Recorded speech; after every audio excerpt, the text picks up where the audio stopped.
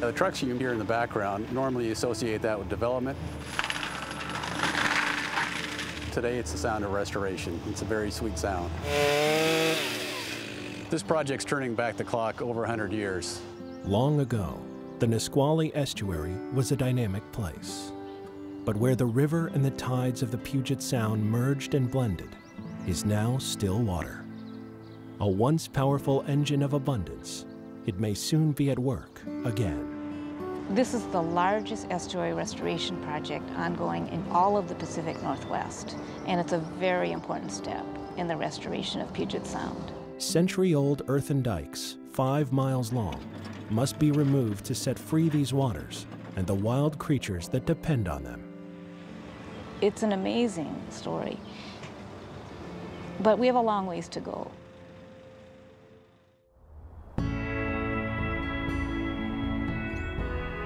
The Nisqually River begins as melting snow on Mount Rainier. 78 miles downstream, its mouth opens to the briny Puget Sound, minutes from the state capital in Olympia. This is the river delta, the Nisqually Estuary. It's where freshwater and saltwater meet and mix. It's an incredible, intricate system of complicated branching of these little highways, basically, for fish and wildlife to use. A zone invisible to us, but tumbling with life, among the richest and most productive of all ecosystems. Estuaries can only occur in that place. You can't force them somewhere else. 80% of Puget Sound's estuaries have vanished beneath human ambitions. And there's been a high price to pay for that. And that is a decline of fish and wildlife that depend on estuaries, reduced circulation of water, reduced ability to dampen floodwaters, and even the reduced ability to absorb pollutants.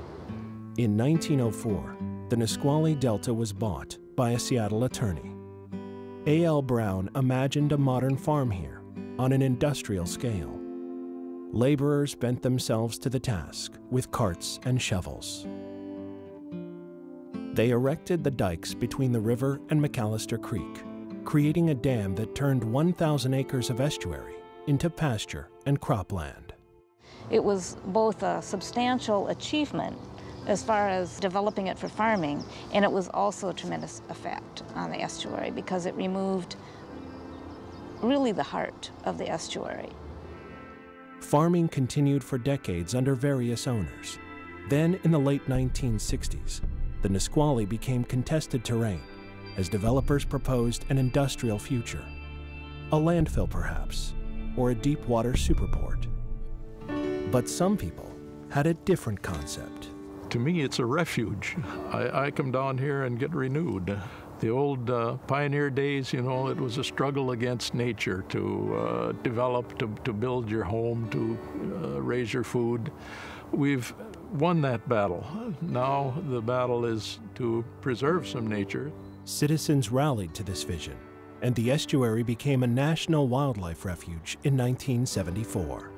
We felt as though there was a major success that had happened. The exciting thing now is with the restoration. After 12 years of planning and a commitment of $12 million from many partners, the refuge is undergoing a transformation. For this project, Ducks Unlimited has put its science and engineering expertise on the line. Well, Ducks Unlimited's mission is to restore wetland habitat. That's what we do. We just go about our business the best way we can and hope the results speak for themselves. By removing that earthen dam, the dike, and allowing the tides to reconnect with what was once salt marsh inside the dike, we're going to be restoring more than 21 miles of historic tidal creeks and sloughs. But first, crews need access. That means removing woody vegetation that has sprouted on the dikes over the last century and decommissioning a popular trail along its crest.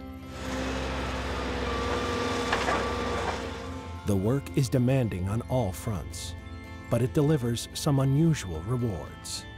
It's not every day that we get to see a bald eagle on our construction site. This is a unique project for us. We typically build things. As the contractor starts moving dirt, The project team is focused on its biggest challenge. Normally, schedules are dictated by calendars. In our case, the schedule is dictated by the tides. The construction sequencing and timing are critical to the success of this project, simply because we're working in an estuary. One of the really unique things about estuaries is that they're tide-driven. We have an unusually extreme tidal range. The difference from a low tide to a high tide is crazy. It's 16, 17 feet. Each day, 2 high tides flood the delta, and 2 low tides draw water back into Puget Sound. Water levels are constantly changing, and they can vary dramatically with the cycles of the moon and time of year. A period of lower than usual high tides occurs each fall. Success of the project depends on this precious window of time. Unfortunately, it only lasts for 10 days, and you can't remove 5 miles of dike in 10 days. Instead, workers must whittle it down, carving away 75% of its bulk over 4 months, but carefully leaving a temporary wedge intact. If the tide were to come in too soon, it would flood the construction area, and it would quickly make it very difficult to do the work and probably impossible in lots of places. Crews move in synchrony with the tides, removing material when low tides permit, pulling back when the water is high.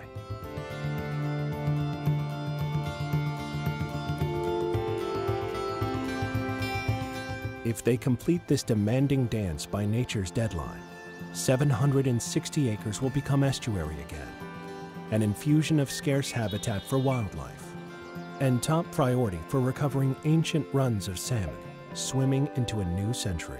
I think it's a big, amazing restoration project going on. The Nisqually Indian tribe, a key project partner, has already restored 140 acres in a neighboring portion of the delta. I'm Nuji Couch. They call me the grandpa of the river right now. I've been here, I think it's, what, 54 years now fishing. People all over say, yeah, Nuji can put a net in a mud puddle and come up with fish. Taking the dikes out is probably going to make it quite a bit better than what it is now. We want people to be able to do the things they've done for hundreds of years, and all of us to exist on this river in a way that makes it good for everybody. They asked me when I'm going to retire, but I said, when the fish quit running. So that's going to be a long time, I guess.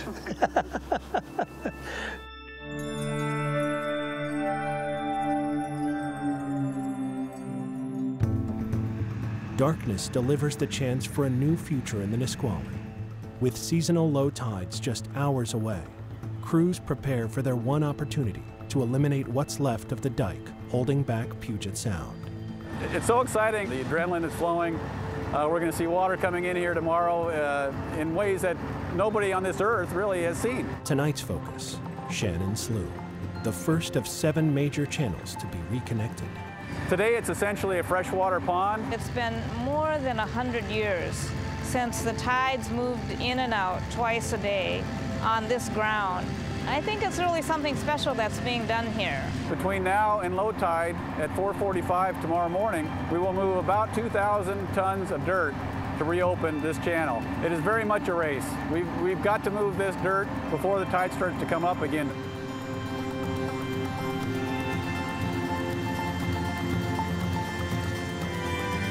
Here it is, the moment we've been waiting for. 10 years worth of planning, Puget Sound entering the Nisqually Estuary where it belongs.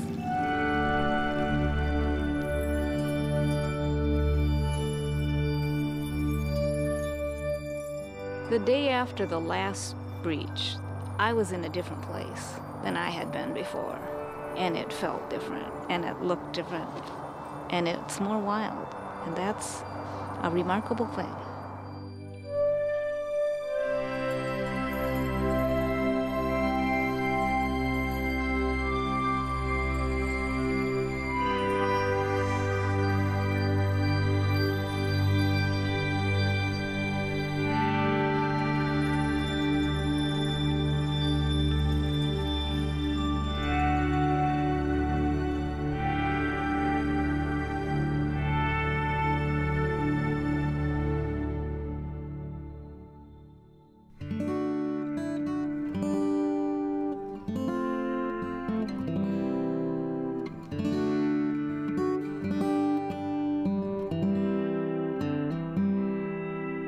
Bye.